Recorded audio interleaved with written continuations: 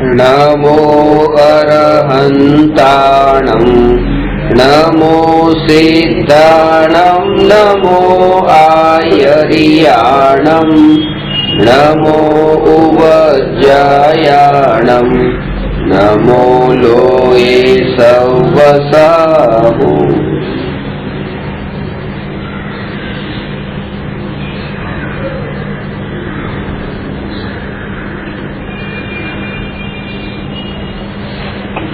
प्रश्न नंबर 300।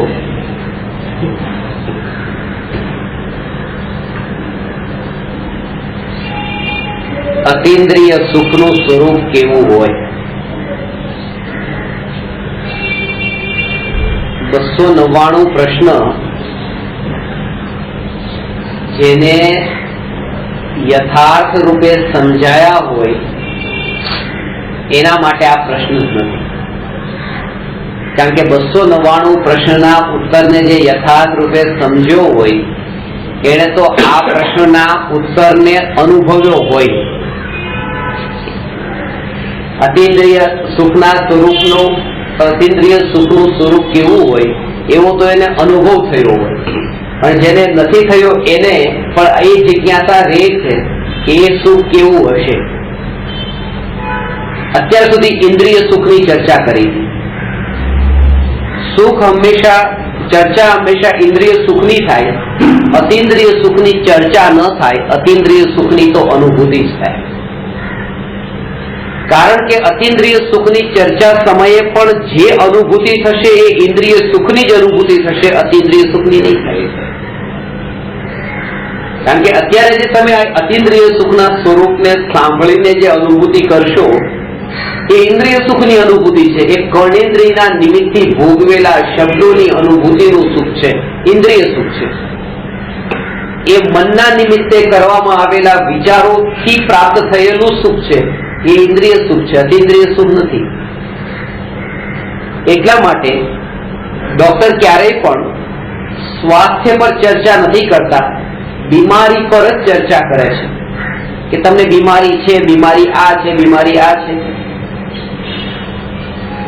કારણ કે સ્વસ્થ વ્યક્તિની કોઈ પરિભાષા નથી, સ્વાસ્થ્યની પરિભાષા નથી, બીમારીની જ પરિભાષા છે. વધારે વધારે એટલું કહેવાશે કે આ બીમારીનું ન હોવું એ સ્વાસ્થ્ય છે, પણ એમાં પણ ચર્ચા તો બીમારીની જ થઈ. સ્વાસ્થ્યનો અનુભવ થઈ શકે છે પણ સ્વાસ્થ્યની ચર્ચા ન થઈ શકે. ચર્ચા હંમેશા બીમારીની થાય. તો દુઃખની ચર્ચા થાય, વિકારોની ચર્ચા થાય, પણ અવિકારી ભાવ અને સુખની ચર્ચા ન થાય, એનો અનુભવ જ થાય. અને એટલા માટે જો કે ન થઈ શકે તેમ છતાં પણ ચર્ચા અહીંયા કરીએ છીએ, ત્યારે પણ એટલી જાગૃતિ રાખવી કે આ અતીન્દ્રિય સુખની ચર્ચામાં પણ લક્ષ્ય તો આપણું અતીન્દ્રિય સુખની અનુભૂતિનું જ છે, આમાં પણ સંતુષ્ટ ન થવું. વાત એ છે અતીન્દ્રિય સુખ. ઇન્દ્રિય થી અતીત એવું જે સુખ છે તે અતીન્દ્રિય સુખ છે. બે ભેદ બતાવ્યા છે, ઇન્દ્રિય સુખ અને અતીન્દ્રિય સુખ.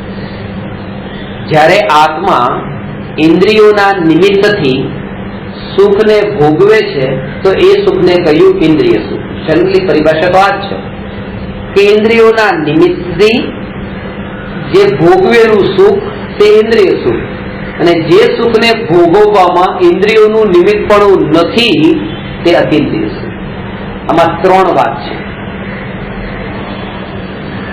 જ્ઞાન, ઇન્દ્રિય અને પદાર્થ. આ ત્રણ વાતને સમજજો. જ્ઞાન, ઇન્દ્રિય અને પદાર્થ. સામે રહેલો મીઠાઈનો ટુકડો તે પદાર્થ છે. મીઠાઈના ટુકડાને જાણવા વાળું જે જ્ઞાન જેના થકી જાણે છે તે આ ઇન્દ્રિય છે, જે જીભ છે. અને આ મીઠાઈ, આ મીઠી છે એવું જે જાણવું, એવું જે જ્ઞાન, આ મીઠાઈ, આ બરફી મીઠી છે એવું જે જ્ઞાન, એ જ્ઞાન, એક ક્ષયોક્ષમ જ્ઞાન. આ ત્રણ વાત થાય. એટલે બરફીનો ટુકડો તે મીઠાઈ, બરફીના ટુકડાને જાણવા વાળું જ્ઞાન જે છે એ જેના નિમિત્તે જાણે છે તે ઇન્દ્રિય, તે રસનેન્દ્રિય. અને આ ક્ષયોક્ષમ જ્ઞાન કે જે સાક્ષાત એને જાણે છે. આ ત્રણ વાત થઈ. પદાર્થને જાણવા નિમિત્ત બનવા વાળી ઇન્દ્રિય, અને આ થયું જ્ઞાન, જેને સમયસારની 31મી ગાથામાં 3 શબ્દથી એને સમજાવ્યું છે કે આ બરફીનો ટુકડો તે ભાવેન્દ્રિયનો વિષય, આ જે રસના ઇન્દ્રિય તે દ્રવ્યેન્દ્રિય, અને જે જ્ઞાન છે જે મીઠાઈને જાણવા વાળું છે કે આ મીઠી છે, એ જ્ઞાનનું નામ ભાવેન્દ્રિય છે.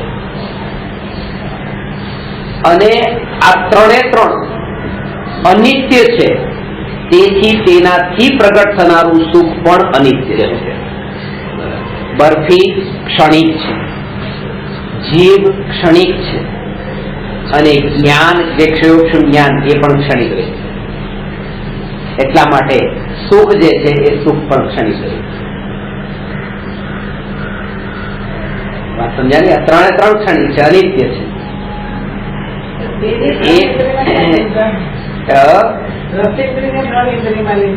રસનેન્દ્રિય દ્રવ્યેન્દ્રિય, આ જીભ સાક્ષાત એને દ્રવ્યેન્દ્રિય કીધી. અને રસનેન્દ્રિયના નિમિત્તે જે જ્ઞાન છે આત્માનું, એ જ્ઞાન ભાવેન્દ્રિય. એ જ્ઞાન કેમ? કારણ કે એ જ્ઞાન ખંડ ખંડ રૂપ છે. એ જ્ઞાન રસનેન્દ્રિયના નિમિત્તે એ બરફીને જાણે છે, એટલા માટે ખંડ ખંડ રૂપ જ્ઞાન છે. એમાં ભેદ પડ્યો છે કે આ મીઠું, થોડા સમય પછી ભેદ પડવાનો છે કે આ ખાટું, આ તીખું. તો જે ભેદરૂપ જે છે એ ભેદ ત્યાં એ બતાવે. જ્યાં ભેદ પડ્યો ત્યાં ખંડ ખંડ રૂપ જ્ઞાન, જે ખંડ ખંડ રૂપ જ્ઞાન છે એ બધું જ ભાવેન્દ્રિય છે. અખંડ જ્ઞાન છે તે સ્વભાવ છે. આ ખંડ ખંડ રૂપ જ્ઞાન છે તે સ્વભાવ નથી, એ પરની કેટેગરીમાં જાય છે. સુખની જ્ઞાનની વાત ચાલે છે અત્યારે. પેલા જ્ઞાનની વાત કે આ જે જ્ઞાન છે, જે જ્ઞાન ઇન્દ્રિયોના નિમિત્તે જાણે છે. તમે આંખના નિમિત્તે જે મને દેખી રહ્યા છો, તો આ જે તમારું જ્ઞાન છે, આ જ્ઞાન છે તમે નથી. કારણ કે આ જ્ઞાન જે છે જેને અવલંબન લીધું છે, કોનું? આંખનું. અને પછી આ જ્ઞેયને જાણવા રૂપે પરિણમ્યું છે. પણ જે ત્રિકાળ સત્તા સ્વરૂપ જે જ્ઞાન છે, એ જ્ઞાનથી તો આ જ્ઞાન જુદું છે. કારણ કે આ જ્ઞાન છે, હમણાં 2 મિનિટ પછી 2 સેકન્ડ પછી તમને ભૂલાઈ જશે કે તમે શું સાંભળતા હતા, શું દેખતા હતા. આ ક્ષયોક્ષમ જ્ઞાન છે, આ ભાવેન્દ્રિય એટલા માટે છે કારણ કે અનિત્ય છે, એ ટકી ક્યાં રહે છે. એટલા માટે કઈ વખતે વાત કરી હતી કે જેવી રીતે વસ્તુ માટે આકુરતા થાય છે કે ક્યારે આવે ક્યારે આવે, ભાવેન્દ્રિય માટે પણ આકુરતા થાય છે કે જે જ્ઞાન આપણે ભૂલાતું હોય, આ મને યાદ નથી આવતું, ભૂલાઈ ગયું. આપણે જે થોડા સમય માટે તો અંદરમાં ગુંગળામણ જેવું થાય છે કે કેમ યાદ નથી આવતું. એ જ્ઞાન છે, જે યાદ નથી આવતું તે જ્ઞાન છે, પણ તે હું નથી. જો એ હું હો તો એ આકુરતાનું કારણ ન બને. તે પર છે. કારણ કે સ્વના લક્ષ્ય જે એ હું હો, એ સ્વ હોય તો એના લક્ષ્ય તો નિરાકુરતા પ્રગટે. આ જે આકુરતા થઈ રહી છે કે જે યાદ નથી આવતું, એવું જે જ્ઞાન, એ જ્ઞાન પણ હું નથી. એ જ્ઞાન પણ ખંડ ખંડ રૂપ તરંગો છે. બીજી વાત, વસ્તુ અનિત્ય છે, તેથી વસ્તુનું જ્ઞાન પણ અનિત્ય છે. વસ્તુ અનિત્ય છે, વસ્તુનું જ્ઞાન પણ અનિત્ય છે, તેથી તેનું સુખ પણ અનિત્ય છે. 3 વાત.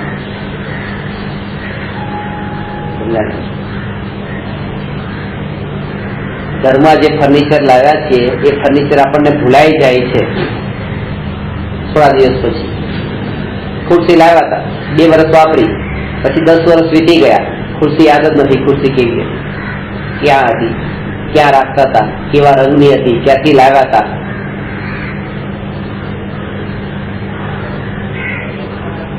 કઈ ખબર નથી. એ વસ્તુ છે અનિત્ય છે, તેથી વસ્તુનું જે જ્ઞાન હતું એ જ્ઞાન પણ અનિત્ય છે. જ્ઞાન પણ ન રહ્યું. વસ્તુ ન રહી તો જ્ઞાન કેમ રહે? અને તેથી કરીને તેનું જે સુખ હતું એ સુખ પણ અનિત્ય છે, એ પણ ન રહ્યું. કારણ કે ખુરશી જ ખબર નથી તો ખુરશીનો આનંદ કેવી રહે?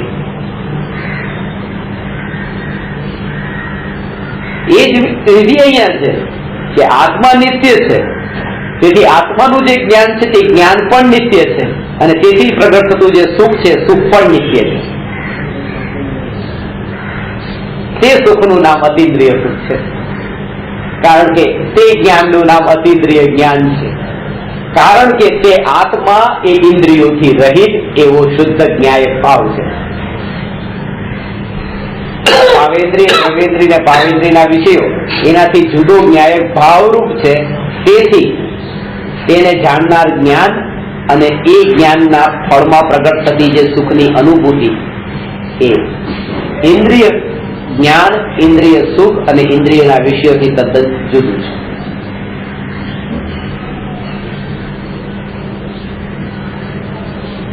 એટલા માટે આ જાગૃતિ પહેલા એ આ અતિન્દ્રિય સુખના સ્વરૂપને સમજ્યા પહેલા જેટલું પણ ઇન્દ્રિય સુખ જ્યાં જ્યાં પણ ઇન્દ્રિય સુખ જે છે ત્યાં જ્યાં પણ આપણે દોટ લગાવી છે, જે વસ્તુને આપણા ઘરમાં ભેગી કરી છે, જે વસ્તુને આપણે આપણા ઘરમાં ગોઠવી છે, સજાવી છે, એને ગમે એટલું આપણે કંઈક ને કંઈક સારું કરવાની કોશિશ કરીએ છીએ. કારણ એ જ છે ક્યારે પણ બસ એમાંથી જે સુખની ભાવના ન જતી રહે. એક જગ્યા એવી હતી કે સ્મશાન કે જ્યાં આપણે વૈરાગ્ય પ્રગટ થઈ શકતો તો ત્યારે આ મૃત્યુ મારું પણ એક દિવસ આવવાનું છે, પણ એ સ્મશાનને પણ આપણે ફૂલોથી ડેકોરેશન કે અત્યારે એટલું સજાવવા લાગ્યા છે કે જેથી કરીને સ્મશાનમાં પણ એ ભાવ ક્યારે ભૂલથી પણ ન આવે કે અરે આવું મોત મારે પણ આવવાનું છે. જેટલું બને એટલું આ અનિત્યપણું, આ સંસારનું જે ક્ષણિકપણું નજરની સામે પ્રત્યક્ષ અનુભવમાં આવે છે પણ અનુભવવું નથી, જાણી જોઈને એનાથી દૂર ભાગવા માંગીએ છીએ. આપણે પોતાની જાતને જ છેતરીએ છીએ, બીજું કંઈ નથી કરતા. પોતાની જાત સાથે જ છેતરપિંડી કરીએ છીએ, બીજું કશું નથી કરતા. મોત સામે દેખાય છે તેમ છતાં પણ એ મોતને દેખતા જ નથી. જે ઘણું બધું લાગે છે, એમ લાગે છે કે કાલે આ પૈસા આવવાના જ છે, એમ લાગે છે કે કાલે આ વસ્તુ આવવાની છે, એમ લાગે છે કે કાલે આ માણસ મને મળવા આવવાનો જ છે, કાલે મારી પાસે આ વસ્તુ આવવાની જ છે, બધું એમ લાગે છે. જે ખરેખર જોઈએ તો કઈ એની દ્રષ્ટિમાં જોઈએ તો એક પાગલ વ્યક્તિને પણ પૂછે તો કે છે ખબર નથી, હો પાકું છે કે નહીં, ખબર નથી, નિશ્ચિત નથી. એને પૂછે નિશ્ચિત નથી. જીવનમાં બધું અનિશ્ચિત છે. આપણે જે ઘરેથી નીકળ્યા છીએ ભલે બ્રહ્મત પર એમાં નિશ્ચિત છે, પણ આપણે તો એક અનિશ્ચિતતા સાથે જ નીકળ્યા છીએ કે ઘરે પાછા આવશું ખબર નથી. એટલે ઘરનું તાળું મારતી વખતે દર વખતે જાગૃતિ રહે, ભરોસો કે વળતા આ તાળું પછી આવીને ખોલવાનું છે એનો ભરોસો નથી. અનિશ્ચિતતા એ જાગૃતિ એ સમયે રહે છે. જો ખોલવા મળ્યું સાંજે પાછા આવીને તો બોનસ સમજજો. અનિશ્ચિતતા સાથે ઘરેથી નીકળીએ છીએ, પણ એક વસ્તુ તો નિશ્ચિત છે કે મૃત્યુ છે. ગમબત એ નિશ્ચિત છે. બધું કાલે આ વસ્તુ થશે કે નહીં ખબર નથી, આ થશે કે ખબર નથી, આ થશે. અને જે નિશ્ચિત છે એના માટે કોઈ વિચાર જ નથી આવતો. અનિશ્ચિતતા માટે વિકલ્પો. આના ઉપરથી એ વાત બતાવવા માંગુ છું કે જેવી રીતે આ મૃત્યુ આવવાનું જ છે એના વિકલ્પો આવતા નથી, એવી રીતે જેમ આ બધી જ વસ્તુ એ સુનિશ્ચિત છે, જો એ ખબર પડી જાય તો એના વિકલ્પો પણ છૂટી જાય. આ વિકલ્પ કેમ નથી આવતો? મૃત્યુનો વિકલ્પ આખા જીવનમાં ક્યારેય પણ આવ્યો? કારણ કે પાક્કો ભરોસો છે કે મરવાનું જ છે. ભલે ક્યારે મરવાનું છે એ હજી ખબર નથી, તો એના માટે હજી આકુળતા થાય છે, વિકલ્પો થાય છે કે શું થશે, મળશે કે નહીં, ડોક્ટર આવી જશે કે નહીં, બચાવી શકશે કે નહીં, આ વિકલ્પો થાય છે. પણ મૃત્યુ આવશે કે નહીં આવે એના વિકલ્પો નથી આવતા. એને નિશ્ચિત માન્યું છે. જેમાં નિશ્ચિતતા માની હોય એના કોઈ વિકલ્પો જ ન થાય, એના વિચારો જ ન આવે. એ જ રીતે આખા જગતનું સ્વરૂપ જો એ રીતે સુનિશ્ચિત માની લેવામાં આવે, આખા જગત સંબંધી વિકલ્પો ટળી જાય. વિચાર પણ એવો ન ઉઠે ક્યારે કે આનું શું, જો નિશ્ચિતતા એટલી દ્રઢ રૂપે માની હોય. તો જે વસ્તુઓને ઘરમાં આપણે ભેગી કરીએ છીએ, સજાવીએ છીએ, એમ સમજીને કે હું એનો માલિક છું. બહુ સૂક્ષ્મ રૂપે જો એને તમે વિચાર કરશો તો ખબર પડશે એ વસ્તુ આપણી માલિક બની ગઈ છે, આપણે તો એના ગુલામ જ થયા છે. એનું કારણ એ છે કારણ કે એ વસ્તુને આપણી જરૂર નથી કે આપણું અસ્તિત્વ એના કારણે થશે, પણ આપણે આપણી જરૂરિયાત એને માની કે ખુરશી જો હોય તો ખુરશી એમ નથી કહેતી કે તમે નહીં હોય તો મારું શું થશે, એને કઈ નથી પડી, એ છે. પણ આપણે એમ માનીએ છીએ કે હું આનો માલિક થઈ ગયો, હું આનો માલિક થઈ ગયો, પણ આ ઘરમાં જે પડી છે અને હું ઘરમાંથી બહાર નથી નીકળી શકતો, આ ઘર સાચવવું પડે. ઘણા લોકો એવું હોય કે ભાઈ ઘરમાંથી બહાર નથી જવાતું. કેમ? કે ઘરના તમે માલિક છો ને, માલિક હોય તો પછી માલિક નીચે વિચરણ કરવું જોઈએ.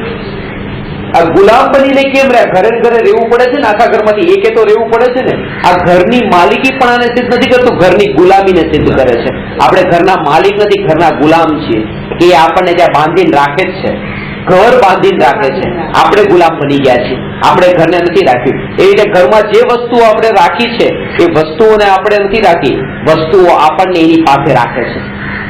વસ્તુઓ આપણને એની પાસે રાખે છે, આપણે એના ગુલામ બનેલા છીએ.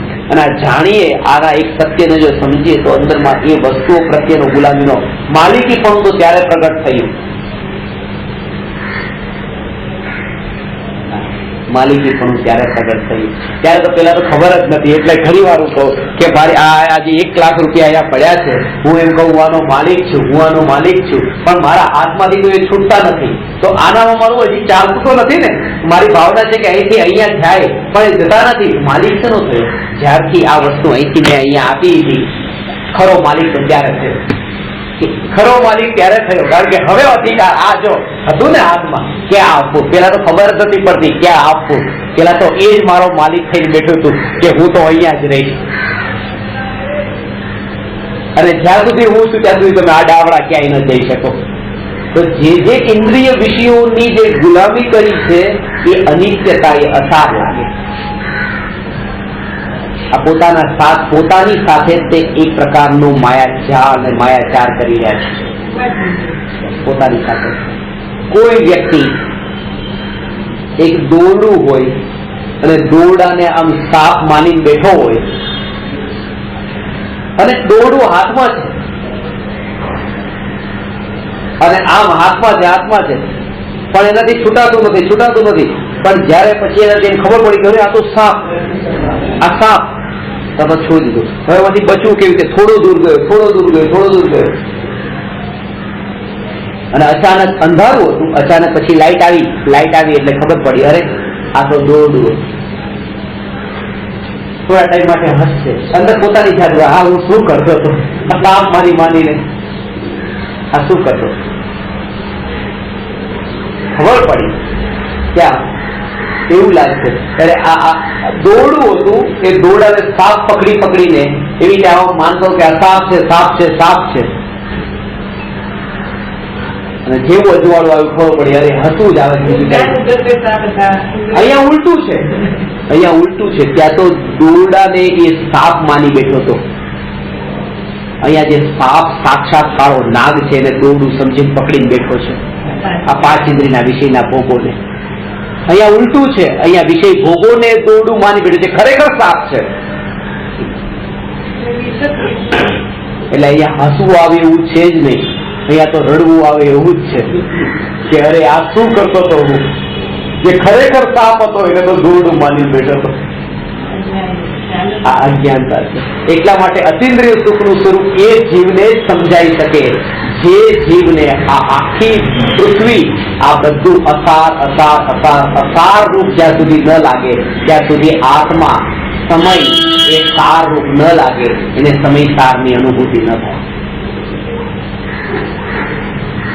જ્યાં સુધી આ બધું અસાર 2 ભાગમાં વિભાજિત ન કરે, આ તો મારો દીકરો છે એમ નહીં, એને અજાણ્યો જાણે, આ મારી દીકરી છે એમ નહીં, એને અજાણ્યો જાણે, એટલી દ્રઢતા પૂર્વક એમ જાણીને કે આવતા ક્ષણે નિયમથી એને જાણવાનું નથી ક્યાં હું હોઈશ. નિયમથી જેને ભૂલવાનો છું એને હું ભૂલવાની તૈયારી હવે કરવા લાગુ. શરૂઆત અત્યારથી કરું. આ વિચાર પણ એને આવે છે જેને અનંતનો વિચાર કર્યો છે. અનંતનો એટલે અનંત મારું જીવન છે. અનંત મારું જીવન છે, અને અનંત જીવન છે. એમાં જે આ અત્યારે જે જણાઈ રહ્યા છે આ બધા તો ક્ષણભર માટે છે. તેથી કરીને એ પોતે નિત્યના લક્ષ્ય, અનિત્યતાનું લક્ષ્ય છોડી દે છે. નિત્યનું લક્ષ્ય લઈને અનિત્યનું લક્ષ્ય કર્યું. જે ભ્રમ પહેલા ક્ષણેથી જે થઈ ગયું હતું કે આ મારું, આ મારું, આ મારું, આ મારું, એ પહેલો ભ્રમ જ ખોટો હતો. એને બીજા ભ્રમે એ પહેલા ભ્રમને વધારે દ્રઢ કરાવ્યો. પછી ત્રીજો જે વિચાર આવ્યો એને એ ભ્રમને વધારે દ્રઢ કરાવડાવ્યો. આ દ્રઢતા સિવાય આજ સુધી કઈ નથી થયું. જન્મ આપ્યો ત્યારે કે આ દીકરો મારો, એ બીજા વર્ષે એ ભ્રમ ગયો નહીં, પણ પહેલા વર્ષનો જે ભ્રમ હતો એ ભ્રમને બીજા વર્ષે પણ જે એને દીકરાને મળીને આ મારો મારો મારો મારો એવો જે દ્રઢતા વાળો આ ભાવને જ દ્રઢ કર્યો છે. પહેલી વાર ખોટું બોલ્યા, પછી બીજી વાર ખોટું બોલ્યા, ત્રીજી વાર પણ ખોટું બોલ્યા, ચોથી વાર ખોટું બોલ્યા.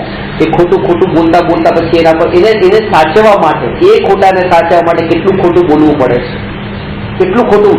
ક્યારે પણ પછી જે પહેલું ખોટું છે એ ક્યારે પણ બહાર ન આવી જાય, એના માટે તેને કેટલા ખોટા બોલવા પડે છે. અને એ જે ખોટું છે એ ખોટાને પછી એવું બની જાય છે કે એને કોઈ માને કે ન માને, આપણે તો માનવા જ લાગીએ છીએ કે આ જ સાચું છે. એ ખોટું જ આપણા માટે સાચું બની ગયું હોય. અને એક સ્થિતિ એવી આવે જયારે તમને કોઈ પૂછે ને, તમે યાદ કરો જે આ ખોટાને સાચવવા માટે થઈને તમે આટલા ખોટા બોલ્યા છો, એ પહેલું ખોટું તમે કોની સાથે બોલ્યા છો તમે યાદ કરો, તમને યાદ પણ નહીં હોય ક્યાં બોલાઈ ગયું હતું એ પહેલું ખોટું. કે જેને ઢાંકવા માટે થઈને આની ઉપર આ ફરતો એના લેયર લાગતા ગયા છે. પહેલા વાળી વાત તો ખબર જ નથી રહી. આના જેવું છે, આના જેવું છે. અત્યારે જયારે તમે દીકરાને પોતાનો આમ મારો દીકરો એવું માનો છો, તમને યાદ પણ નહીં હોય કે ક્યારે તમને પહેલો વિચાર આવ્યો હતો કે મારે દીકરો એ હોવો જોઈએ. એ વિચાર તમને ખબર નથી. અત્યારે વિચાર કરો તો પણ તમને યાદ નહીં આવે કયો દિવસ હતો, કઈ જગ્યા હતી જ્યાં અમને આ વિચાર આવ્યો હતો એક દીકરો તો જોઈએ. એ કઈ યાદ નથી, કારણ કે એ જ મોહાશક્તિના ભાવ ઉપર બીજા એવા આવરણના ભાવ એવા લાગી ગયા કે એ ભાવ પણ ઢંકાઈ ગયો ને આ જ સત્ય બની ગયું, આ દીકરો મારો.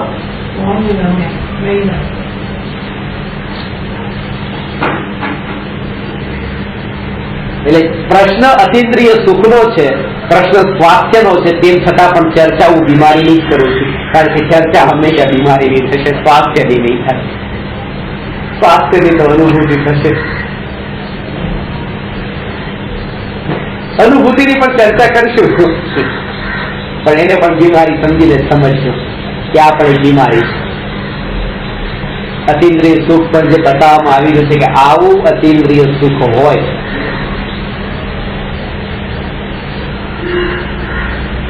મુનિવર રામસિંહ પાહુર દોહાની જે રચના કરી છે, પાહુર દોહામાં બહુ સુંદર અલંકારિક ભાષાનો એવો પ્રયોગ કરીને સુખ જે પ્રગટ થાય છે આનંદ પ્રત્યે, આનંદ પ્રગટતા આનંદના આંસુ, સત્ય હર્ષના આંસુ, બે પ્રકારના દુઃખના આંસુ ને સુખના આંસુ. એમાં સ્વાદ પૂછ્યો, સ્વાદ બે પ્રકારના છે, દુઃખના આંસુનો સ્વાદ ને સુખના આંસુનો સ્વાદ.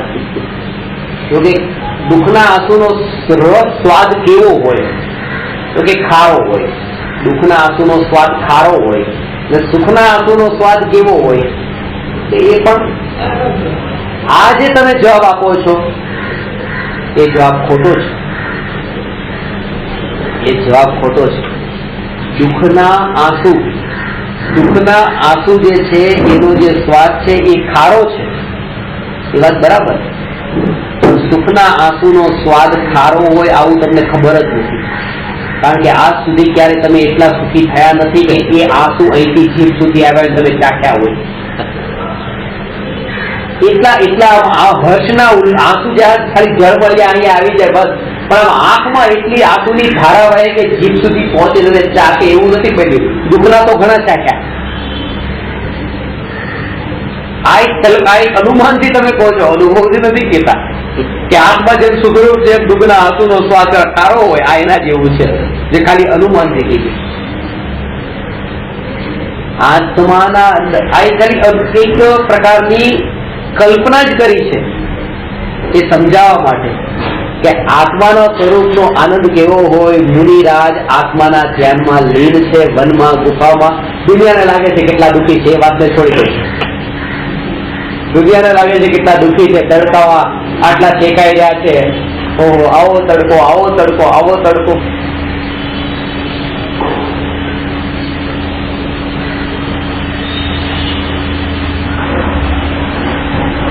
ખબર છે અને આનો અનુભવ ખાલી પ્રેક્ટિસ કરતા ખબર પડે છે. દુનિયાને ખબર પડે છે, દુનિયાને ખરેખર કે તમે તડકામાં છો, તમે સવારથી સાધના કરો છો, સાધના કરો છો, સાધના કરો, સાધના કરો, સાધના કરો છો, ખબર નથી રહેતી. અને બપોરના 2 વાગી ગયા એ સાધના છે. અને ખરેખર એ લાગે.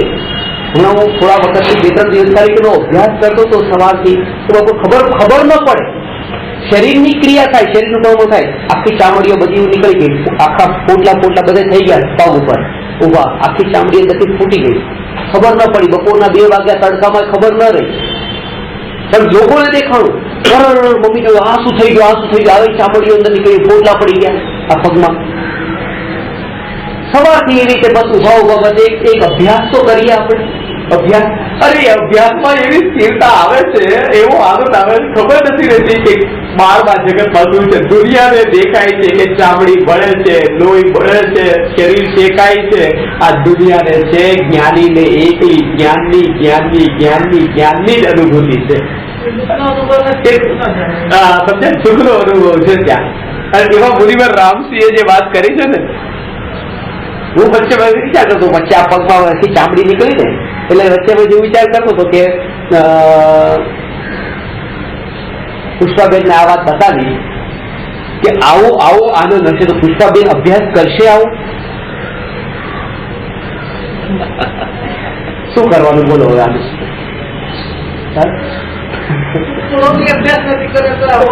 જો આનું શું કરવાનું, આનું શું કરવાનું?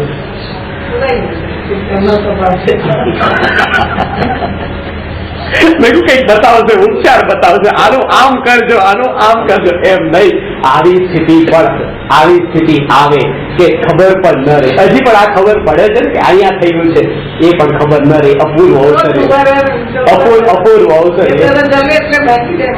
અપૂર્વ અવસર એવો ક્યારે આવશે?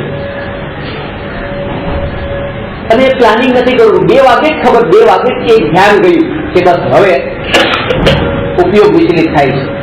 હું 2 વાગ્યાનું દર્શન કર્યું, 2 વાગે ખબર પડી.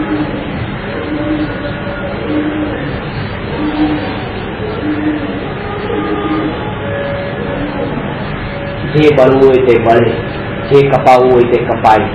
એ પરિણમન મારું નથી, કારણ કે એમાં જાણવા રૂપ પરિણમન નથી. જાણવા રૂપ પરિણમન તે આત્મામાં, તે મારામાં, તે હું, એની બહાર આ જાગૃતિ બળે.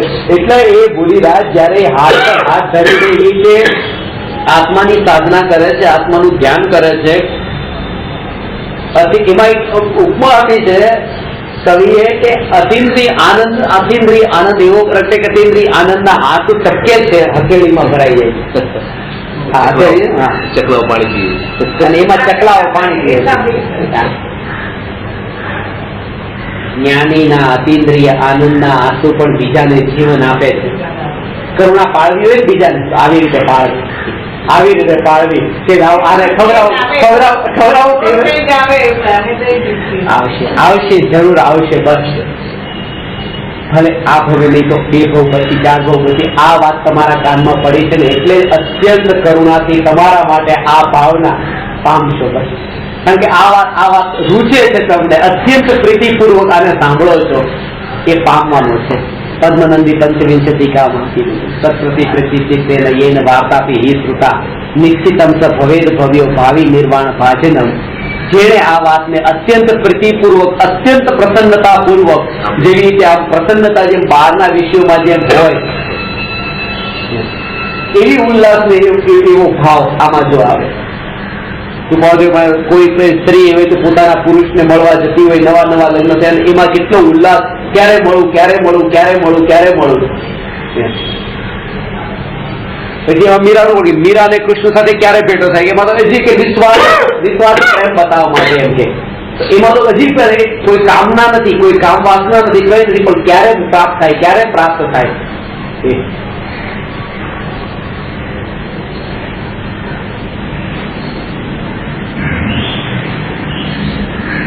એવો આવો ઉલ્લાસ પ્રીતિપૂર્વક આ ન્યાય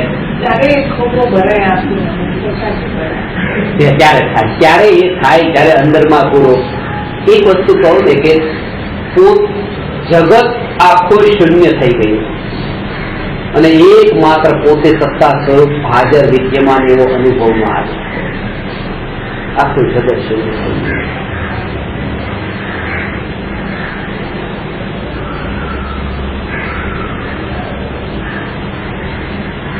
અનંત જેવો આજ માર્ગથી પામ્યા છે.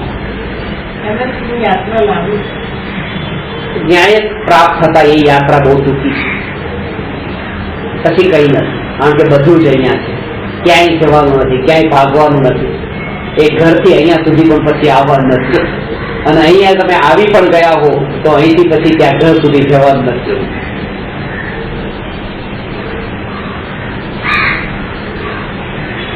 અતિન્દ્રિય સુખ, ઇન્દ્રિય સુખ આકુલતાનું હોય છે, છૂટી જવાનો ભય છે, દેખાદેખીનું દુઃખ છે. અતિન્દ્રિય સુખમાં પર નથી, બીજો નથી, ત્યાં વિકલ્પ નથી, વિકલ્પની ચાળો નથી, તેથી આકુલતાઓ પણ નથી. લોકમાં એ છે, અત્યારે જે લોકમાં જે સુખ છે એ સુખ એનું થોડું છે કે જે આપણી પાસે છે એનું સુખ નથી. એ સુખનું કારણ તો એ છે કે આવું બીજાની પાસે નથી. તમારા હાથમાં તમે વીંટી પહેરી છે, વીંટી તમે ડાયમંડની વીંટી છે, એ જે ડાયમંડ છે તમે ક્યારે પણ બતાવો છો કે આ વીંટીનું સુખ છે, આ વીંટીનું માં તમને સુખ લાગે છે ને, એ વીંટીમાં આ વીંટી સુખરૂપ છે, વીંટી સુખરૂપ છે, વીંટી સુખરૂપ છે. એટલા માટે વીંટી સુખરૂપ છે કારણ કે બધાની આંગળીઓમાં આવી વીંટી નથી. આ સુખ વીંટી નથી, પણ આ સુખ આવી વીંટી બીજાની પાસે નથી એનું સુખ છે.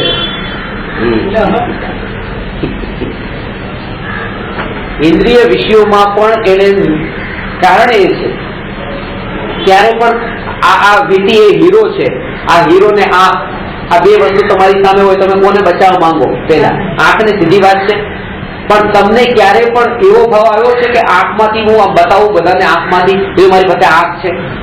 કારણ કે તો બધા પાસે છે, એટલે એમાંથી હું શું બતાવું? જે મારી પાસે હોય ને બીજા પાસે ન હોય એમાંથી જ આપણે સુખ લેવાની કોશિશ કરીએ છીએ. કારણ કે સુખ આપણને એમાંથી નથી આવતું. અને એ જ વસ્તુ છે, એ જ વસ્તુ છે કે જે વસ્તુ તમારી પાસે હોય જો બીજા 5 માણસની પાસે થઈ જાય તો તમે હંમેશા એ વિચાર કરશો કે નવી બજારમાં કઈ વસ્તુ આવી છે કે જે લઈ આવું. મોબાઈલ, એ મોબાઈલ આવો તો બધાની પાસે છે. હવે કયો નવી ટેકનોલોજી વાળો કયો મોબાઈલ? હું એટલે બધા નવા મોબાઈલ લાવું ને, આ મોબાઈલ આ મોબાઈલ ઘણી વખત કહેવાય આ બાજુ નવો, આ બાજુ નવો, આ બાજુ નવો. 40,000 નો મોબાઈલ, 50,000 નો મોબાઈલ, 50,000 નો મોબાઈલ તો કોઈની પાસે નથી, મારા સ્ટુડન્ટ કોઈની પાસે નથી. આની પાસે આવ્યો પછી 1,12,000 નો મોબાઈલ એ ગોત્યો હતો, ત્યાં પછી આ વસ્તુ શોધ્યો તો 1,12,000 નો મોબાઈલ શોધ્યો હતો.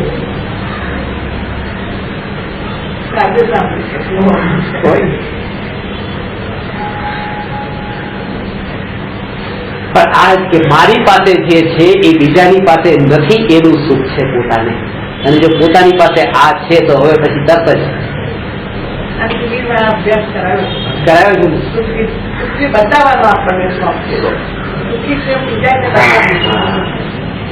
એટલા માટે પરસેવાના રેગાડા ઉતરતા હોય, ચહેરાની રેખાઓ ગમે તે રૂપે પલટાતી હોય, શરીરની સ્થિતિ કોઈ પણ રૂપે પરિણમાતી હોય, તેમ છતાં પણ અંદરમાં જો સુખનું વેદન અનુભવાતું હોય તો જ્ઞાનીને આ કોઈ વિકલ્પો થતા નથી કે બહારમાં શું ચાલે છે. અને આવી જેની સ્થિતિ આવી છે એ જ જ્ઞાની છે. એ જ જો વિકલ્પો ઉઠી ગયો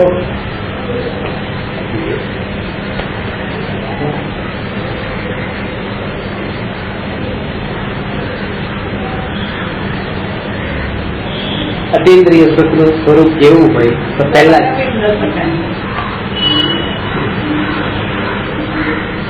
ઇન્દ્રિય જ્ઞાનનું ફળ ઇન્દ્રિય સુખ છે. અતિન્દ્રિય જ્ઞાનનું ફળ અતિન્દ્રિય સુખ છે. પાંચ ઇન્દ્રિય માત્ર પૂતગલનું જ્ઞાન કરવામાં નિમિત્ત બને છે, આત્માને જાણવામાં નહીં. સુખ તો એને જોઈએ છે, એટલે તો મરીને પણ આ જે પાંચ દ્રષ્ટાંત આપ્યા હતા ને, કયા પાંચ દ્રષ્ટાંત? પાંચ ઇન્દ્રિયના જે વિષયોના, હા એ પાંચ. એમાં જે પહેલું બતાવ્યું હતું હાથી, મચ્છર, ભમરો, પતંગિયું અને હરણ. આ પાંચ ઇન્દ્રિયોના વિષયોને ભોગવવા માટે એ મરીને પણ સુખને લેવા માંગે છે. એટલે કે અમૃતચંદ્ર આચાર્ય કીધું છે કે તમને મારે આ કહેવાની જરૂર નથી કે તમે મરીને પણ આ કરો, કારણ કે તમે મરીને કરવા તો તમે તૈયાર જ છો, કારણ કે ઘણી વાર આવું કર્યું છે. ખાલી આત્માનું આ એક મરીને નથી કર્યું એમ. એટલે કે મરીને પણ તું આત્માની વાત સાંભળ. અહીં કથમ અભી મૃત્યુવા તત્વ કૌતુહલી સન અનુભવ મૂર્તે પાર્શ્વવર્તી મુહૂર્ત. તત્વનો કૌતુહલી બન.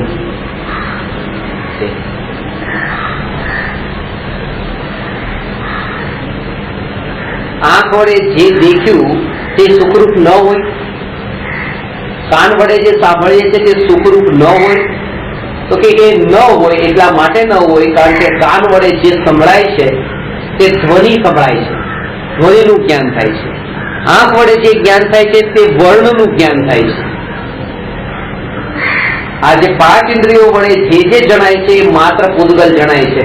તેથી ઇન્દ્રિયો વડે જે પણ જ્ઞાન થયું છે તે સુખરૂપ ન હોય. પૂતગલ એ પરનું અનુભવ્યું ને પરને અનુભવેલું જ્ઞાન જે છે તે વિકલ્પરૂપ છે. વિકલ્પરૂપ છે તે દુઃખરૂપ છે.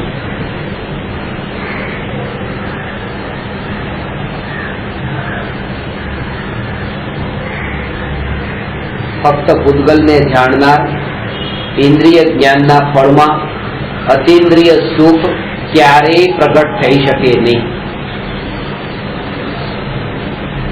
શોધખોળ એવી છે. આ પદાર્થને ગ્રહણ કર્યો, એને છોડ્યો, આ ઈચ્છા અનંત અનંત અનંત અનંત અનંત અનંત અનંત એન્ડલેસ છે, ચાલુ ચાલુ ચાલુ ચાલુ રહી છે. કારણ એનું એ છે કે ઉપયોગમાં દરેક સમયે એ પૂતગલ પદાર્થો, આ જે વિકલ્પો એ જ ઉપયોગમાં આવે છે. અને એટલા માટે જ કે જે ઇન્દ્રિયો થકી જે તમને અનુભવમાં આવે છે ત્યાં તરફ લક્ષ કરતા તો વિકલ્પોની જાળો નિયમથી વધવાની એનો એન્ડ નથી આવવાનો, આવે જ ન શકે, કારણ કે તે વિકલ્પ રૂપ છે. એટલા માટે ભગવાનની પ્રતિમા જે છે એ પ્રતિમાના દર્શન કરતા પણ વિકલ્પ તો થયો, પોતાને વિકલ્પ થયો. આ વિકલ્પ થયો છે એટલા માટે ભગવાનની પ્રતિમાના દર્શન કરતા કરતા ક્યારેય નિર્વિકલ્પ નહીં જ થવાય. નિર્વિકલ્પ થવાશે તો પોતાના આત્માની અનુભૂતિના લક્ષ્ય જ થવાશે.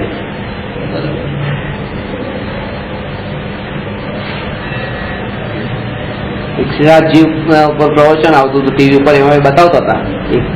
તો એ કહેતા હતા કે જે લોકો આ આપણા ભગવાનની પ્રતિમા છે કોઈ મૂર્તિ કહે ને તો કે મારું તો અંદર લોહી ઉકળી જાય કે મૂર્તિ કેમ કહે એને.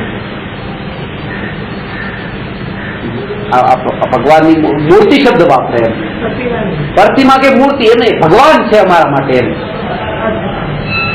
એટલે એટલો આમ કે એટલો ગુસ્સો આવી જાય કે ઘણી વખત એટલે કે અમે મૂર્તિ કે નહીં એક લાખો કે તોડી દો એમ કે તમાચો મારી દો એને આમ કે.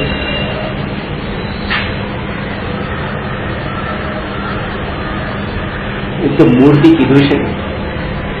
પરમાત્માને કોઈ પથ્થર કે તો પણ રાગ કે દ્વેષ કે કોઈ વિકલ્પ ન ઉઠે તો ધર્મ છે.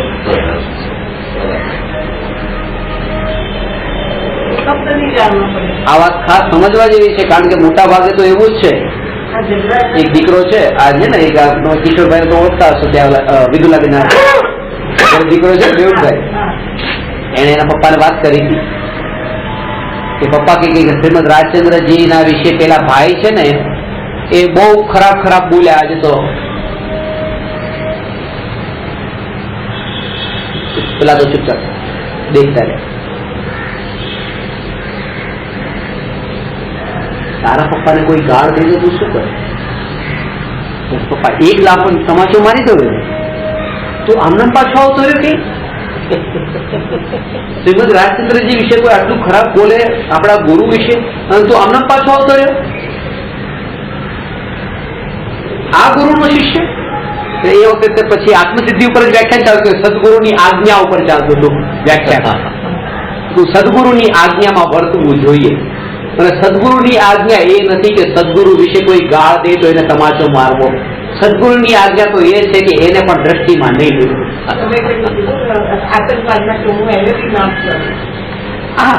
આ ગુરુ પ્રત્યેનો તમને મહિમા ભાવ જે છે ને, મહિમા ભાવ, આ મહિમા ભાવ આનું નામ છે. મહિમા ભાવ આનું નામ છે. સમજાની વાત. આ બહુ મુશ્કેલ છે. ભલે તમે બહુ તમને એમ લાગે છે મારા વિશે કોઈ પણ કઈ ખરાબ બોલે તમારાથી સહન થાય નથી થતું ને. એક શબ્દ પણ કોઈ પણ કેમ તો સિદ્ધાર્થ છે, હું અજીવાનો ઝઘડા ઉપર ન ઉતરી જાવ, પણ એમને કહી દે આવું તમે નહીં કહો, એમને આમ નહીં કરો, આમ નહીં કરો, ગમે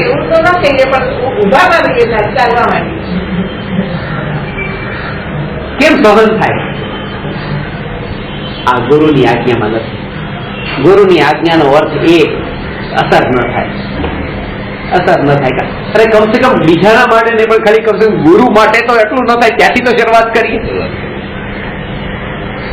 ત્યાંથી તો શરૂઆત કરીએ કે જેમણે આપણને ઉપદેશ આપ્યો છે એમના માટે તો હવે આવા ભાવ ન થાય. એ એનાથી રિલેટેડ. એટલે વિકલ્પો તો જ્યાં સુધી પ્રતિમા, મૂર્તિ કે પથ્થર કે પરમાત્મા, આવા પણ જ્યાં સુધીમાં વિકલ્પો છે ત્યાં સુધી આકુરતા છે. નિર્વિકલ્પ નથી, પોતાના રાગ છે ત્યાં સુધી.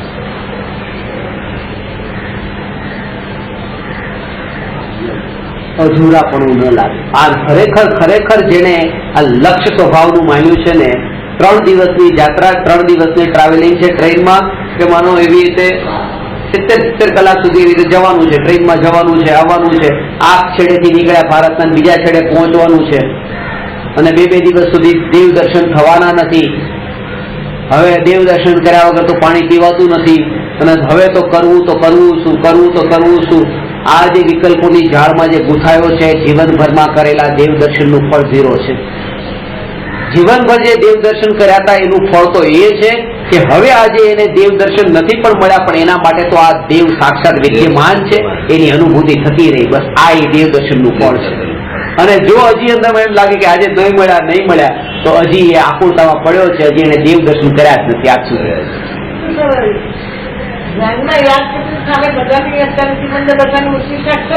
તો પછી શું કામ જાવ છો સિમંદરજી ના લઈ?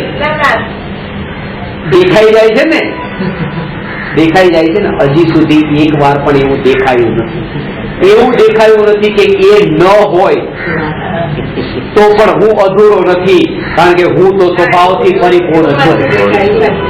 સ્વભાવથી પરિપૂર્ણ છું. આમાં પણ તમને શું દેખાડું કે ત્યાં મૂર્તિ હતી અને અહીંયા પણ તમે મૂર્તિ દેખાડી. પેલું હતું એ ચક્ષુ ઇન્દ્રિયના નિમિત્તથી જે જ્ઞાન થતું હતું મંદિરમાં, એમાં તમે સંતોષ માન્યો. હવે મનના નિમિત્તે જે મૂર્તિ તમને યાદ આવી ગઈ એમાં સંતોષ માન્યો. ઇન્દ્રિયના નિમિત્તે થતું જ્ઞાન કે મનના નિમિત્તે થતું જ્ઞાન, માન્યું સુખ પરમાં. અંદરમાં જે નિર્વિકલ્પ સ્વરૂપ જે ભગવાન આત્મા જે છે, જે ના તો ઇન્દ્રિયોથી દેખાય છે, ના આંખથી દેખાય છે, જેના મનથી જેનો વિચાર થાય છે, એવો જે અનુભવમાં આવે છે બસ માત્ર, એને તો દેખ્યો જ નથી. એ જયારે અનુભવમાં આવે છે ત્યારે પેલું જે ચક્ષુ ઇન્દ્રિયથી દેખ્યું અને મનથી જે વિચાર્યું હતું એ સફળ થયું એમ કહેવાય. વિચાર્યું એટલે મન વચ્ચે આવ્યું.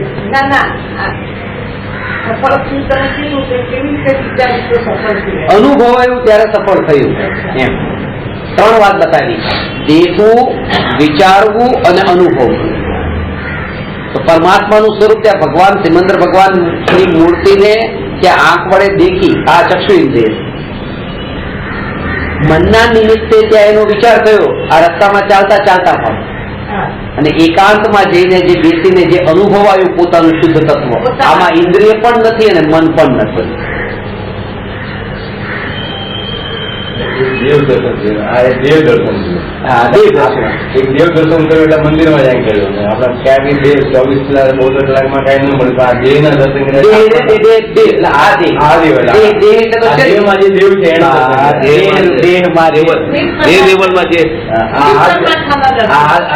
દેવસ્થાનમાં જે દેવ છે એને આપણા દર્શન એ જીવ જ નમોકાર મંત્રમાં પૂછે છે દેવ દર્શન કરવા વાળો નહીં.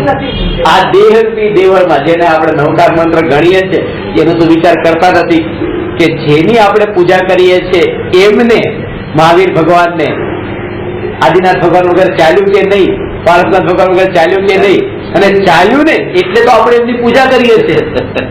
એ સ્વાધીન રહ્યા, પરાધીન ન થયા, પરતંત્ર ન થયા, અને તેમ છતાં તે આપણે તો પરતંત્ર જ થઈએ છીએ. એકવાર સ્વાધીનપણાનો અનુભવ તો કરી જોઈએ કે મારે કોઈની જરૂર નહીં, ત્યારે મહાવીર ભગવાનની મારે જરૂર નહીં. એકવાર હા તો પાડે કે હા નહીં, આ દેવમાં રહેલો દેવની જરૂર છે, એની જરૂર પણ નથી. એ તો છે દેવમાં હાજર છે, હાજર જ છે, એને યાદ કરવો જરૂરી છે. હા, એની જાગૃતિ બની રહે. એમને કારણ આ નથી, આમને કારણ એ છે, બરાબર ને? હા, મહાવીરને કારણ આપણે નથી, આપણે કારણ મહાવીર છે. બસ, કારણ કે આ જ્ઞાન ન હોત તો મહાવીર છે કે પથ્થર છે કે મૂર્તિ છે કોને ખબર પડે. મેં બે દિવસ પહેલા જ વાત કરી હતી. મેં આ જેને જેને માટે પણ એક ગુમાનભાઈ છે એમને જે છે ને ખરેખર એક પામશે. અમુક જે ધનરાજભાઈ માટે પણ મેં કીધું ત્યાં સિક્કાનગર આ જીવ ભોળો જીવ છે, કોણો જીવ છે, આ કઈ પામશે. તમારી માટે મેં બે દિવસ પહેલા વાત કરી એક રાત જયારે એ ભલે જે વાત છે એ ચંદ્રમાં એવી સ્પર્શી જાય છે એમને અમુક કારણ કે આવી સતત પહેલા દિવસથી તો હામાં હા પાડવી ને એ પણ બહુ મોટી વાત છે. હામાં ખાલી કહેવા માટે નહીં, અંદરથી ખબર પડે છે કે ના આ દોડ મટાડવા જેવી છે. કેમ કે વિષયોની દોડમાં આજ સુધી આટલું ફર્યો, મને કઈ ન મળ્યું, પણ આજે એક વસ્તુ મને મળી ગઈ. વિષયોની પાછળ દોડતા એની પાછળ દોડતા મને આજ સુધી કઈ ન મળ્યું, પણ આજે એક વસ્તુ મળી ગઈ કે એની પાછળ દોડવાથી કઈ નથી મળતું એવો બોધ મને મળી ગયો, એવી સમજણ મને મળી ગઈ. આ દોડ ભાગ કરતા તે આ એક રહસ્ય જીવનનું હાથમાં આવી. પણ એ દ્રષ્ટિએ જયારે અનુભવ કર્યો ત્યારે એ ખબર પડી, એના વગર ખબર નથી પડતી. એ દ્રષ્ટિ કે હાથ ખોલ્યા ત્યારે ખબર પડી કે ખાલી છે. જરાસંઘનું એ આવે છે કે જયારે એનો જન્મ થયો જરાસંઘનું એનો જન્મ થયો ત્યારે એ એટલો હસ્યો છે ત્યારે લોકો કોઈ બતાવી નતા શકે, આજ સુધી પણ એવું બતાવી ન શક્યા કે એ કેમ હસ્યો હશે. પણ મને એનો વિચાર આવ્યો હતો કે કેમ હસ્યો હશે એનું કારણ મને ખબર છે. કારણ કે એ જયારે જન્મ્યો ત્યારે એટલા બેન્ડ બાજા ને એટલા ઢોલ નગારા વાગ્યા હતા, કદાચ એને એવું લાગ્યું હોવું જોઈએ કે જે આ જીવન કે જે મોત ના તરફ હું આગળ વધી રહ્યો છું. જન્મ થયો ત્યાંથી મોત તો શરૂ થઈ ગયું ને, આ મોત તરફ જઈ રહ્યો છું ને આ ઢોલ નગારા વગાડે છે એના એ લોકો તરફ એને હસવું આવ્યું હોય છે કે આ શું કરી રહ્યા છે. કબ્રસ્તાનમાં કોઈ બળતું હોય, મરતું હોય, સળગતું હોય સ્મશાનમાં, ત્યારે એ સમયે એ વિચાર ક્યાં આવે છે કે આ મૃત્યુની લાઈનમાં હું પણ એક ઉભો છું. કોઈનું મરણ થયું ત્યારે આપણને એમ લાગે છે કે જો હવે આ તો માનો કે કરોડપતિ છે, જેની પાસે 10 કરોડ છે, બીજાની પાસે 8 કરોડ છે, તો એક ગામમાં બસ 10 કરોડ વાળો એક છે, 8 કરોડ વાળો છે, પછી 5 કરોડ વાળો છે. 10 કરોડ વાળાનું જયારે મોત આવ્યું ને ત્યારે 8 કરોડ વાળાને આનંદ આવ્યો.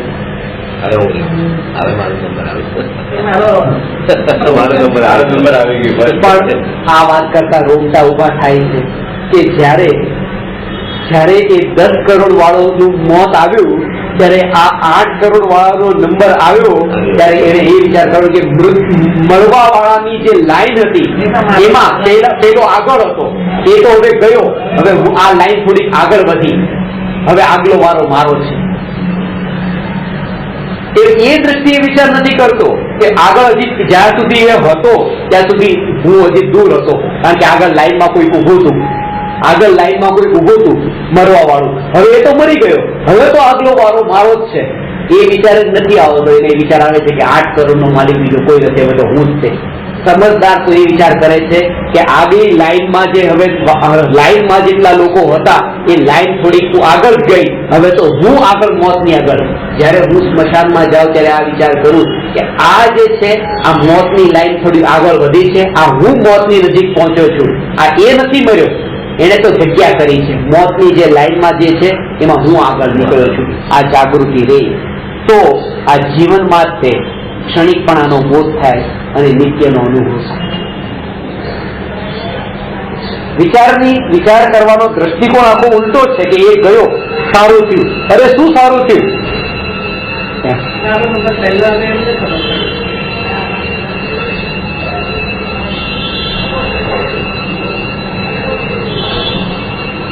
હવે મારો નંબર આવવાનો છે, હવે હું જ છું, બીજો કોઈ.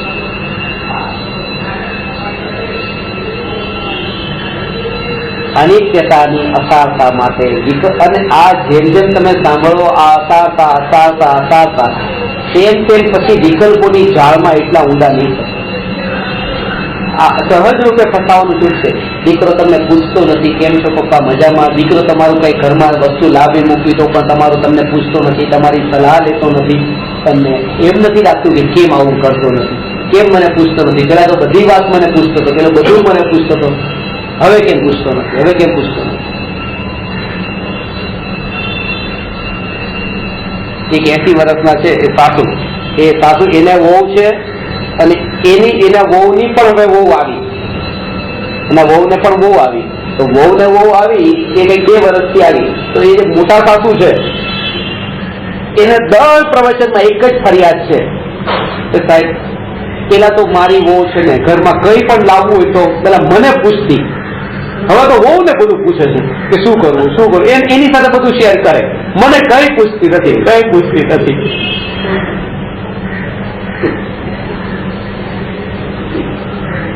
મહેમાનની જેમ બનાવી દીધી મને બધી, કારણ કે એને તો માલિક બની રહેવું છે, મહેમાન નથી રહેવું, માલિક થવું છે, મહેમાન નથી થવું આ ઘરનું. એટલે મને પૂછે, કારણ કે કઈ પૂછે નહીં તો ઘરના મહેમાન થઈ જાય.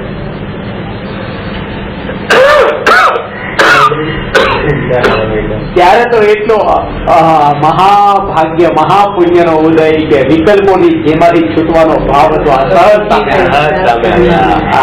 સહજ યોગ એવો પડી ગયો છે કે આ દુનિયા મારે જોવા જેવી નથી, દુનિયા ઝેર છે, દુનિયા અસાર છે.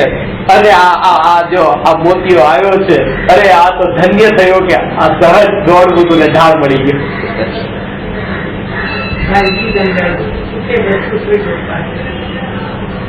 ધન્ય ભાગ્યશાળી પોતાને માન. પત્ની ગુરુદેવ તો કહેતા ઘણી વાર કહેતા વાક્ય બહુ કડવું છે, કઠોર છે, પણ પચે અને પચે.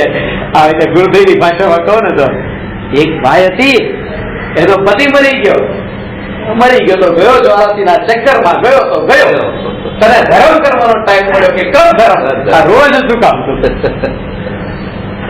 કેટલી કોઈને કેવું લાગે, અરે પેલો મરી ગયો આવું કહો છો તમે? અરે ગયો આપણી માં હોય તો આપણે કેવી રીતે જીત ચાલે, જયારે એવું કામ ભાગ્ય ચાલે, પણ કેટલા કઠોર થઈ ગઈ એ વસ્તુ. આનો તો પ્રેમ કેવો હોય ને આપણે રહી જાય પાડે જયારે દીકરો ત્યારે કેટલું એને સાચો પ્રેમ જ ન હોય એવું હોય. બરાબર છે. બાળી નાખે તો પણ બાળ્યા પછી પણ એ ભાવ છે કે આ મારો છે, આ મારો દીકરો ભલે નથી પણ મારો. માનો 3 દીકરા છે, એક દીકરાનું મોત થયું, 2 વર્ષ પછી કોઈ તમારે કેટલા દીકરા? તો કે 3 હતા. પણ એ હજુમાં 3 વાળો જે મારાપણાનો ભાવ હજી ગયો નથી કે મેં 3 દીકરાને જણ્યા છે. એવું નથી કે હું એક પણ દીકરાને જણવા વાળો નહીં, હું ન્યાયક ભાવ એવું ક્યાં છે? ત્યાં પણ એ જ છે ને કે 3 ભલે એ તો મરી ગયો તો પણ ભાવ તો ત્યાં પણ છે. એટલા માટે બાળીને પણ ભલે બાળી દે છે પણ બાળીને પણ મોહનો ભાવ છૂટતો નથી. અને કોઈ ન પણ બાળે 6 મહિના સુધી તો પણ મારો નથી, એ ભાવ છે રામને. ભલે દિવાળી પણ તો પણ ભાવ છે મારો નથી. આ મારા પણ અંદરથી છૂટવું જોઈએ, બાળીને નહીં, કારણ કે બાળીને તો છૂટતું જ નથી. અને એવી રીતે બાળકને છૂટતો હતો જે લોકોનું ઘર બળી જાય છે એ લોકોને પછી ઘરનું મારા પણ છૂટી જવું જોઈએ. મારું ઘર હતું બાજુ એ વર્ષો સુધી બતાવે કે અહીંયા મારું ઘર હતું, અહીંયા ભલે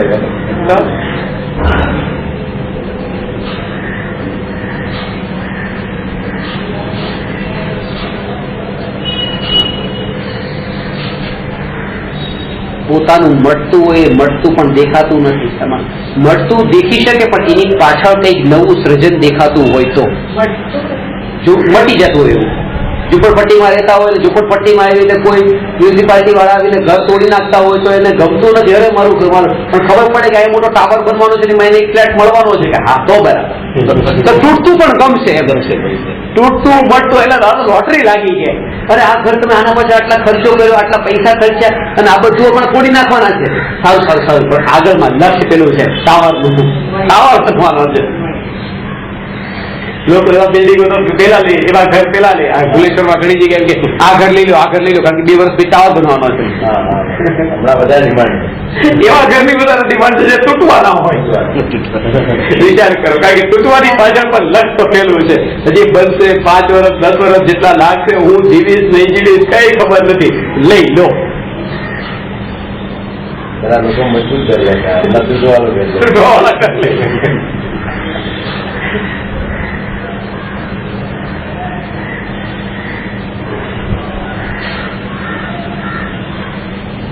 અતિન્દ્રિય સુખનું સ્વરૂપ એવું છે કે અતિન્દ્રિય સુખમાં વ્યક્ત કરવાની વાત જ નથી.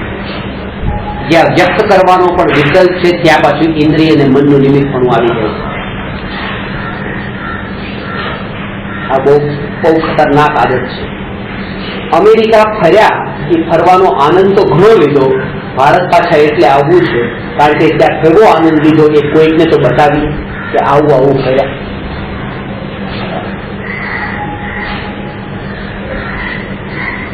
બતાવીએ, આ ફોટા શું કામ પાડીએ છીએ?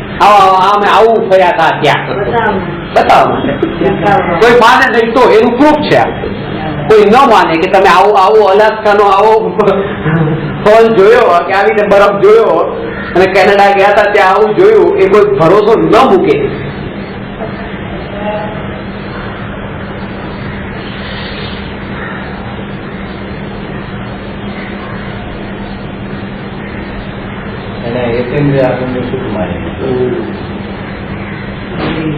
આ બધું અંદરમાં ભરેલું પોતા બીજાને બતાવવાનો જે ભાવ છે.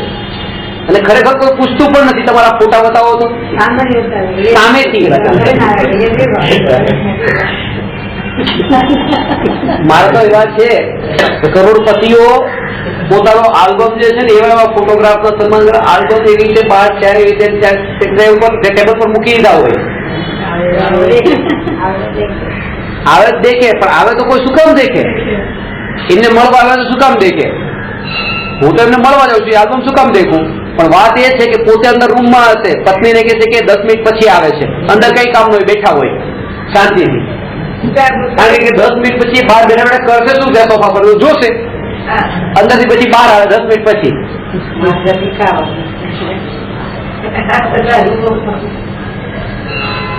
અનુભવથી તો બધું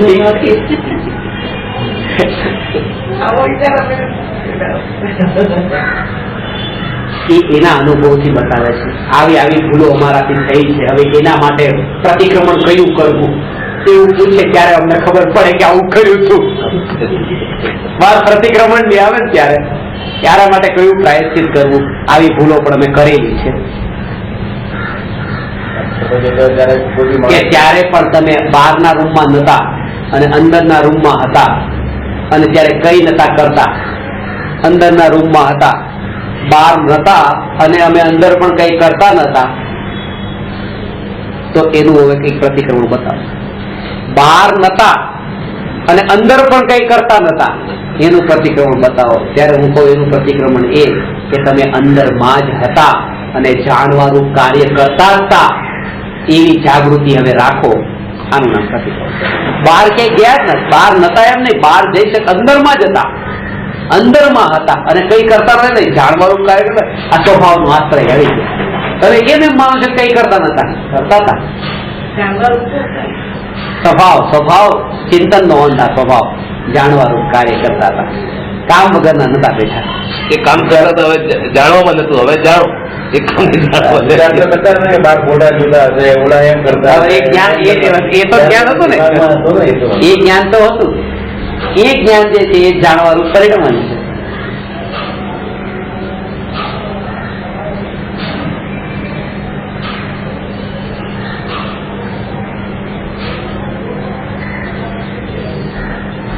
એટલે કોઈના ઉપર આરોપ મૂકવાની જરૂર નથી.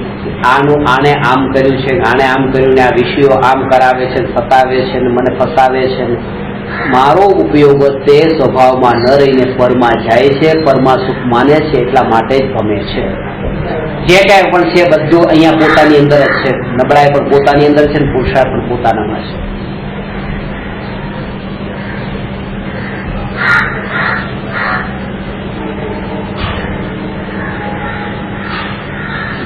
खुद को खराब कहने की हिम्मत नहीं रही है, इसलिए लोग कहते हैं जमाना खराब है. खुद को खराब कहने की हिम्मत नहीं रही, इसलिए लोग कहते हैं जमाना खराब है. अरे आ दुनिया બહુ ખરાબ છે, જમાનો બહુ ખરાબ આવ્યો. ખરાબ જમાનો નથી આવ્યો, પોતાને ખરાબ કહેવાની હિંમત નથી. એ જ છે આપણે પોતે જ ખરાબ, પોતે નબળાઈ પોતાનામાં જ છે એમ. બીજાનામાં નહીં. આને આમ કર્યું, આને આમ કર્યું, આને આમ કર્યું નહીં. પોતાનામાં જ આ નબળાઈ છે. અને એ જ તે તમે આમ કેમ કરો છો એવું જયારે તમને કોઈ કહે ને ત્યારે આટલી જાગૃતિ આ સ્વીકાર કરવાની તાકાત નથી. ત્યારે સામાવાળામાં સ્વીકાર કરવાની તાકાત નથી, એટલે તમારા ઉપર એને દોષ નાખ્યો છે કે તમે કેમ આવું કર્યું. પણ હવે તમે રિએક્ટ નહીં કરતા, કારણ કે તમારામાં એ તાકાત છે. પાછી સાંભળીને હવે ચૂપ રહેવાનું, પણ વાંધો નહીં, મેં કાંઈ નથી કર્યું. પોતાનો સ્વભાવ નહીં છોડવો, જાણવાનો સ્વભાવ જાણ્યું.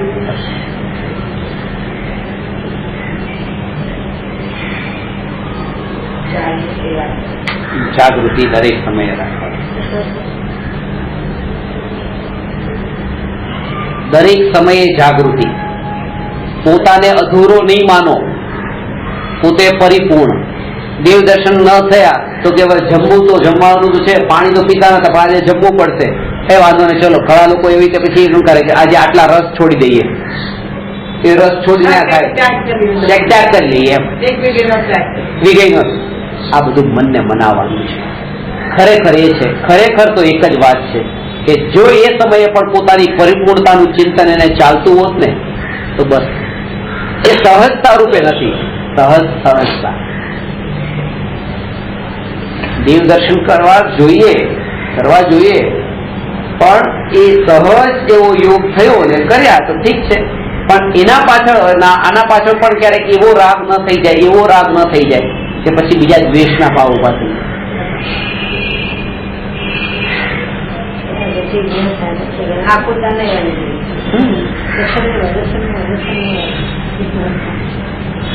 એ થાય ને. અને ઘરેથી તો એ જ વિચાર ક્યારે જઈએ, રસ્તે જઈએ. અને દેરાસરમાં બેઠા પછી એક જ વિચારો ઘરે ક્યારે જઈએ. ત્યાં એવો ભાવ જ નથી, ત્યાં એવો ભાવ જ નથી. ત્યારે તો એવો આ વિતરાગી પરમાત્મા આનંદ ક્યાં એ ભાવ. ઘણી વખત બાજુમાં કોઈ જોરથી પૂજા ગાતું હોય, બોલતું હોય, એમ લાગે હા આને ખબર નહીં પડતી, ધીમેથી બોલવું જોઈએ મંદિરમાં, અમે પણ બેઠા છીએ, આ શું અમને દિશ. તો કઈક બીજા એટલા પ્રકારના કસાયો ઉભા થાય થતું હોય ને આવું. જે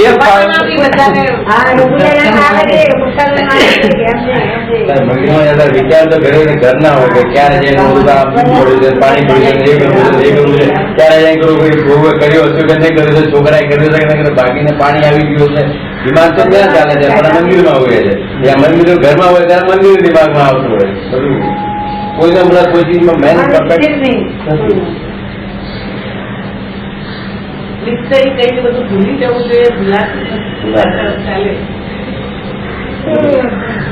યાદ લોકો કે યાદ નથી આવતું, મેં તો ભૂલાતો નથી. તકલીફ તો યાદ છે, ભૂલવાની તકલીફ છે, યાદ તો ભૂલાતો નથી, મેં ભૂલાતો નથી. મુખ્ય એ છે. શરીર ગયું છે પણ મન તો ત્યાં જ રહ્યું ને ઘરમાં. લક્ષનો નિર્ણય નથી એટલે આ થયું છે. આ કેમ આવું થાય છે? લક્ષનો નિર્ણય નથી. લક્ષ એટલે ત્રિકાળી ધ્રુવ ન્યાયક એકમાત્ર એકમાત્ર કામ એક આત્માર્થનું હા. આત્મા બસ આત્મા ત્યાં પછી પરમાત્મા પણ નહીં આત્મા કારણ કે પરમાત્મામાં પણ રહેલું તો છે શું આત્મા જ રહેલું છે આત્મા છે, પરમાત્મા પણ છે. આત્મા લેવા માટે એવું લક્ષ કરીને જઈએ. એટલે લક્ષ આ લક્ષનો નિર્ણય લક્ષનો નિર્ણય અપૂર્ણ ન માને અધૂરો ન માને ખાલી નથી હું પરિપૂર્ણ છું સમજાણું આ દીકરો નથી આ પૈસા નથી આ વસ્તુ નથી આ ઘર નથી હું અધૂરો નથી હું પરિપૂર્ણ છું હું ખાલી નથી હું પરિપૂર્ણ છું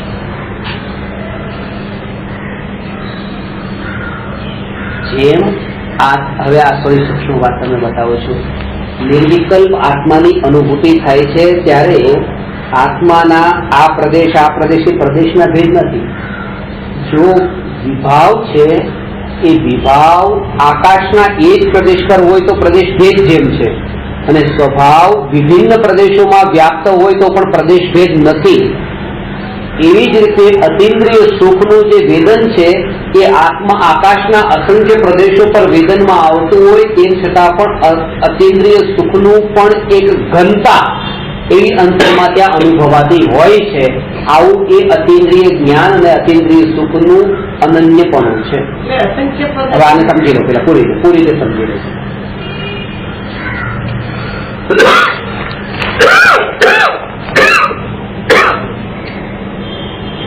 એક સ્થાન પર બેસીને એવી રીતે આત્માના સ્વરૂપનો વિચાર કરીએ છીએ કે હું આત્મા જાણનાર આત્મા શરીરની જે રચનાઓ છે શરીરના અંગો પાંગની રચનાઓ છે અને શરીરના સંયોગોમાં રહેલા પદાર્થો જેની રચનાઓ છે જેના આકારો છે જેની ગોઠવણ છે આ બધું જ દ્રષ્ટિમાંથી ગૌણ કરીને જાણનાર માત્ર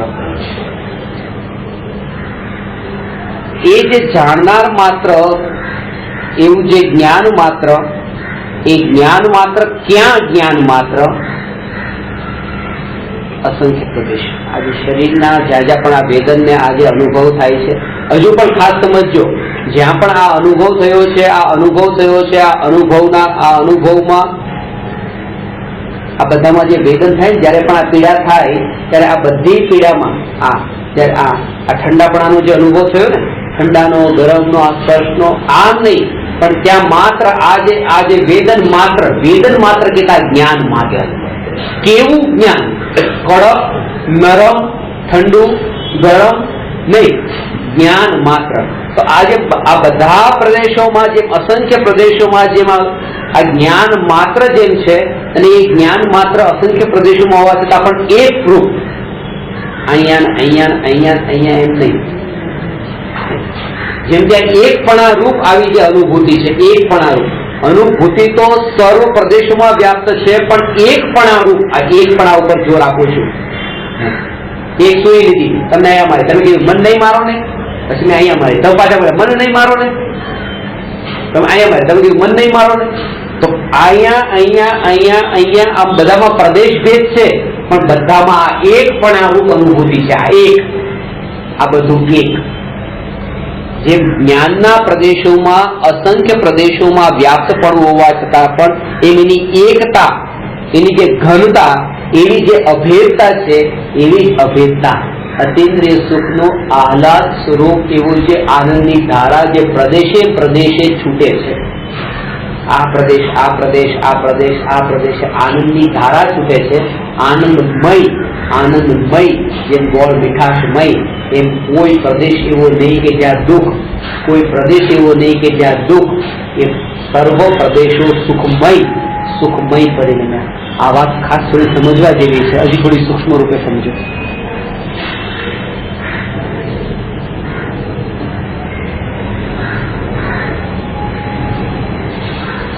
જ્યારે સુખ પ્રગટ થયું અતિન્દ્રિય સુખ પ્રગટ થયું ત્યારે ચારિત્ર મોહના ઉદયથી રાગાદી ભાવ પણ છે કે નહીં હજી એ સમય હજી એક કશાઈ ચોકડીનો અભાવ થયો છે નિર્વિકલ્પ અનુભૂતિના કાળે પણ ત્યાં ઉદય અનુસારે ભાવો તો છે ને સમ્યક દ્રષ્ટિમાં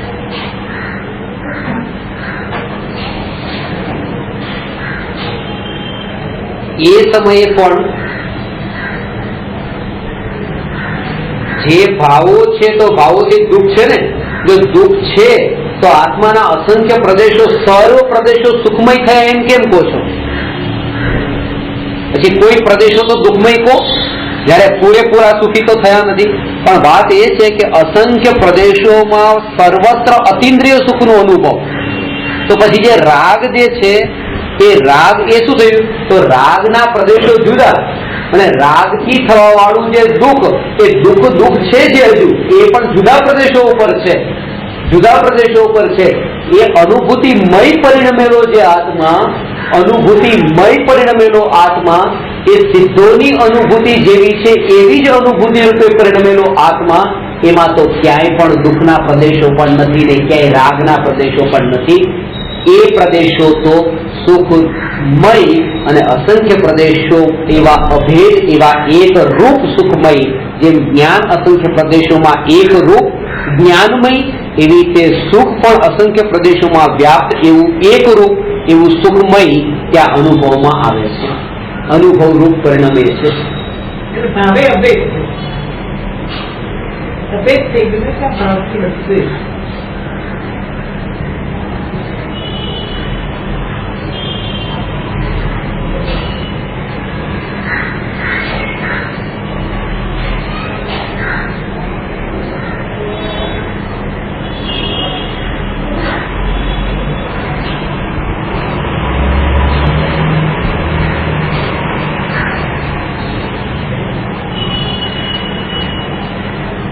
અસંખ્ય પ્રદેશોના ભેદો હોવા છતાંય અનુભૂતિ એકપણાની છે. એ એકપણાની અનુભૂતિનું સ્વરૂપ આવું છે, બહુ સૂક્ષ્મ છે. એ એકપણા રૂપ અનુભવ, બસ બીજું કઈ નહીં. ત્યાં તો ઘણા બધાનો અનુભવ છે, ઘણા બધાનો અનુભવ છે, પણ લક્ષણથી એને આ ગોળના અંદર જે ગોળના પરમાણુઓ છે, આ એક પરમાણુ, બે પરમાણુ, ત્રણ પરમાણુ, ચાર પરમાણુ, આખો જે ગોળ છે એ ગોળના બધા પરમાણુઓ જે છે એમાં જે એક પરમાણુ એ આખા ગોળના ટુકડાને જયારે મોઢામાં મૂક્યો ત્યારે એ અનુભવ જે છે, અનુભવ એક પરમાણુનો નથી, બધાનો અનુભવ છે. પણ બધા પરમાણુનો અનુભવ, અનંત પરમાણુનો અનુભવ એવો અનુભવ નથી, એક મીઠાશનો અનુભવ. આ લક્ષણ મીઠાશનો અનુભવ અને આ મીઠો તે ગોળ એવો અનુભવ, આ ગોળનો અનુભવ. પણ છે ઘણા બધામાં વ્યાપ્ત. આ જે વ્યાપ્તપણું છે મીઠાશ એ ઘણા બધામાં છે, પણ એવો જે ભાવ ગ્રહણ કર્યો છે આનો ને આનો એવો ને એક પણ આ રૂપ.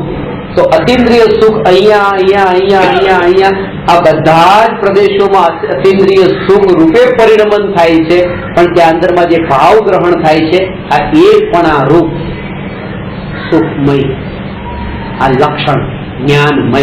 એ લક્ષણ અને એના થકી આ મીઠાશ થકી આ લક્ષણ, આ મીઠાશ તે ગોળ, એવી રીતે આ જ્ઞાન સુખ તે આત્મા. આ જ ન્યાય ભાવ. ત્યાં ન તો કહેવાનો ન સાંભળવાનો કોઈ વિકલ્પ નથી, ત્યાં વિકલ્પનો પણ વિકલ્પ નથી, વિકલ્પને દૂર કરવાનો પણ વિકલ્પ નથી. ત્યાં માત્ર અતિન્દ્રિય સુખરૂપ પરિણમન જ છે.